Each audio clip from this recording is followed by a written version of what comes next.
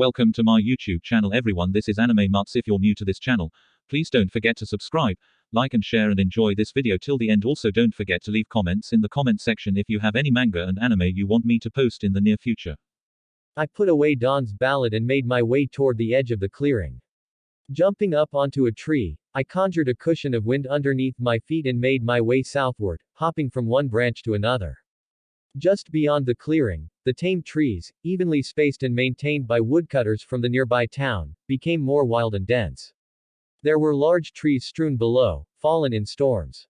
The harsh winter had stripped away much of the bark, but by the thin layer of frost on the untouched ground, it seemed like the Alacrian army hadn't passed by here when they made their way up. The only sound around me was the rustling of leaves and the occasional snaps of branches from the wildlife. Sylvie, are you there? How close are you? I was met with only silence from my repeated attempts at establishing contact with my bond. She was either too far away, which shouldn't be the case, or intentionally ignoring me. Aren't you a cute boy? Could it be that you're lost? I flinched from the unfamiliar voice that rang in my head, nearly falling off the branch I was perched on. Whipping my head left and right, I tried to locate the source of the sound. I wanted to move, but my body froze, not from the cold, but from a tangible fear. A deep sense of dread creeped up like a rising tide, slowly but surely, as surveyed the area. Even with augmented vision and hearing, I couldn't find her. Yet, I knew she was there, her high, grating voice still scratching the insides of my ears. Are you, perhaps, looking for little ol' me? Her shrill voice screeched inside my head like a coarse blade being dragged against ice. I gnashed my teeth, trying to keep calm. My mind knew she was intentionally intimidating me, but my body couldn't help but fall victim to her tactic. Her voice seemed to come from all around me and at the same time, inside me. My limbs grew stiff as my heart beat hard enough to break out of my ribcage. Without a second thought, I bit down on my lower lip. As the pain and metallic taste of blood washed over my tongue, freeing me from the holds of her killing intent, I immediately activated Realmheart. The once lush green and brown scenery washed down into shades of gray with only speckles of color radiating from the mana around me. Unable to see any sources of mana fluctuation, I began to doubt what I heard. No, I wanted to doubt what heard. Suddenly a flicker of light whizzed past the corner of my eye like a green shadow. It was almost impossible to follow the shadow's movement, but if I kept my eyes unfocused, I could catch glimpses of her movement. The green shadow stopped. From her location, it looked like she was inside the trunk of a tree about 30 feet away. Sharp eyes, little boy. Sharp eyes. She moved once more, traveling from inside one tree to another, using branches as if they were tunnels, leaving behind traces of sickly green mana. My eyes darted, trying to follow her movement as she let out a cackle of laughter that echoed in the thick forest. Your eyes look like they're spinning, dear. She teased, her shrill voice just as ear-splitting out loud as it was in my head. Am I here? She asked, farther away this time. How about here? Her grating voice sounded to my left. She let out a childish giggle. Maybe. I'm here. Her voice seemed to grow more distant than before. Was she trying to avoid me? I could be over there. She taunted once more, her voice suddenly coming several yards away to my right. Or, I could be right here. Suddenly, an arm shot out from inside the tree I was perched on. I had no time to react as her hand gripped around my neck, spreading a searing pain across my throat and collar. I was lifted into the air, held by my neck, as the source of the shrill voice came out of the tree. Gripped at her bony pale arm, splotched with discolored marks as I tried to break free from her hold.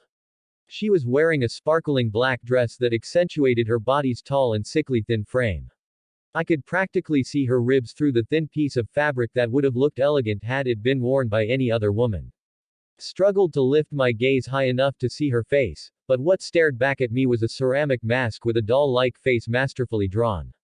Long, scraggly black hair was tied into two ponytails behind her head with a bow tied at each end. My, what a handsome boy you are.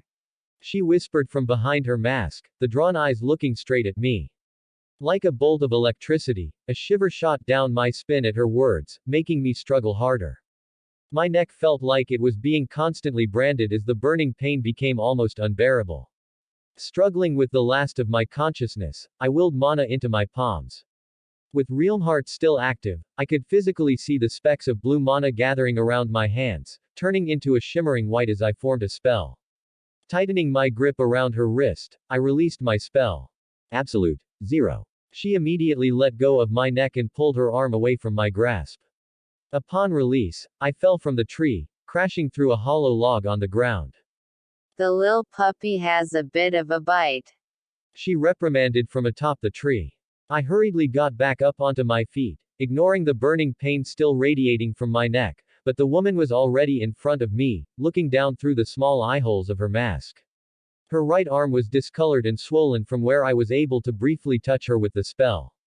She shook her head. No matter, I'll just have to be a bit more strict in your training. My body involuntarily took a step back. She had no intention of killing me, she just wanted me as some sort of pet. What's your name, my dear? She whispered, looking away as she buried her right arm inside the tree behind her. My mother told me not to talk to strangers, especially ones as strange as yourself. I answered, wincing from the pain as I gingerly touched the wound on my neck. Usually, thanks to assimilating with Sylvia's wool, I'd feel my body already healing, but the injury she inflicted was different. Not to worry, we'll get acquainted soon enough. She replied, pulling her arm back out of the tree, the wound marked by my spell nowhere on her arm. The tree she'd pulled her arm out from now had a gaping hole in it, like someone had branded it with acid. She took long strides, her scar-marked legs sinking into the ground as if she were wading through water. Unfortunately, we don't have much time as I have tasks to finish. Any chance that you'd willingly be this beautiful lady's slave? I drew Dawn's ballad out of my dimension ring. Sorry, I'll have to refuse. They always do.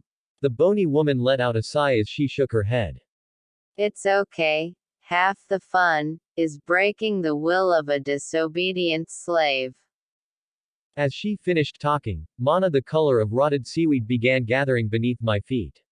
Immediately, I jumped back, just in time to avoid a cluster of murky hands that shot out from the ground. The humanoid arms or mana clawed the air before sinking back into the corroded ground. The woman tilted her head, but I couldn't see her expression through her disturbing mask. Through Realmheart, the spells seemed to have a similar attribute to wood, like Tessia, but with every spell she conjured, it left a mark of corrosion. I slid my fingers down my burning neck, afraid of what I'd see in my reflection. More of the murky green mana gathered around the mysterious enemy, but before she had the chance to finish her spell, I shot out a stone spike from the ground beside her. I watched as the earthen spear dissolved instantly the moment it made contact with her. You're just prolonging the inevitable, my dear.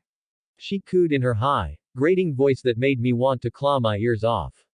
She raised both arms, conjuring more pools of mana on the ground and on trees around me, only visible because of my unique vision.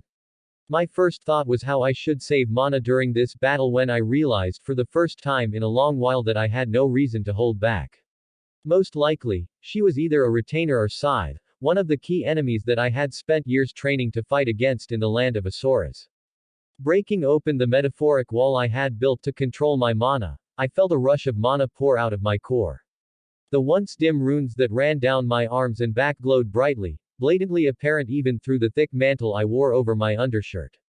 Particles of mana in blue, red, green and yellow rushed out of my body while the mana in my vicinity swirled and gathered, drawn to my body like moths to a fire. Looks like I found someone special. The woman effused as she crossed her raised arms, invoking her spell. Dozens of vine-like arms appendages erupted from the ground and shot out from the trunks and branches of nearby trees. My expression remained calm, her imposing intent no longer affecting me, as the disfigured hands of mana reached for me with their spindly fingers.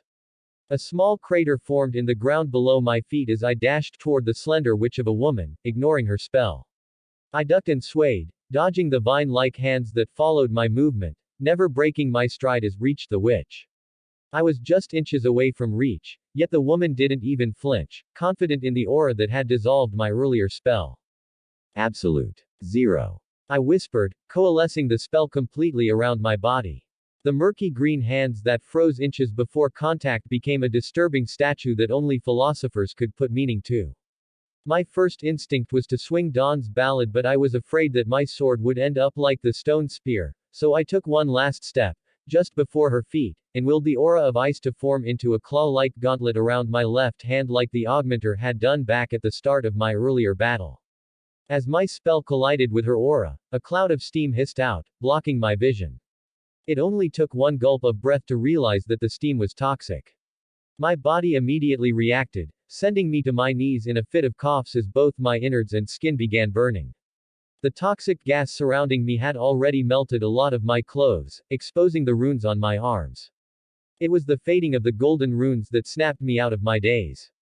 The runes, imparted onto me by Sylvia and the very symbol of how this all started, pulled me out from the cold grip of darkness. I promptly created a small vacuum to suck the toxins out of my searing lungs. It helped, but with no air to breathe and the oxygen from my lungs sucked out, I was left with just a matter of seconds until I blacked out. The fog, as toxic as it was, covered me from the witch's eyes. She'd assumed I'd have fainted by now, or worse, so I used that opportunity. Locating her mana signature with the help of Realmheart, I waited for the right opportunity to strike while fighting my body's unwillingness to stay conscious. Seconds seemed like hours, reminding me of my time spent with my consciousness in the ether orb, when she finally drew close enough. While she shouldn't be able to sense the mana fluctuation around me from the effects of Mirage Walk, I could only pray that she wouldn't be able to see the dim glow of my sword. With the last bit of energy, I triggered Static Void, stopping time around me as I exploded to my feet and struck her with Dawn's ballad. My sword crackled as it seemed to tear through space, imbued with a gleaming white lightning that seemed almost holy as I released time just before my blade made contact with her face. The force of my swing spread the cloud of acid covering both of us, but even without seeing, I knew I'd somehow missed my target. I shuddered as my gaze fell to the blade in my hand, or rather, what was left of it. The tip of Dawn's ballad, forged by an Asura, had been corroded flat with an inch of the teal blade gone.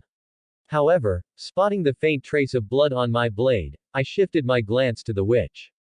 I could only see the point of her sharp chin as her head was reeled back, a thin trail of blood rolling down the side of her neck. The entire forest seemed to have quieted in fear as the only sound I heard was the shattering of her mask on the dirt floor. Thank you for watching Anime Mutts, and don't forget to like, subscribe and share for more related videos.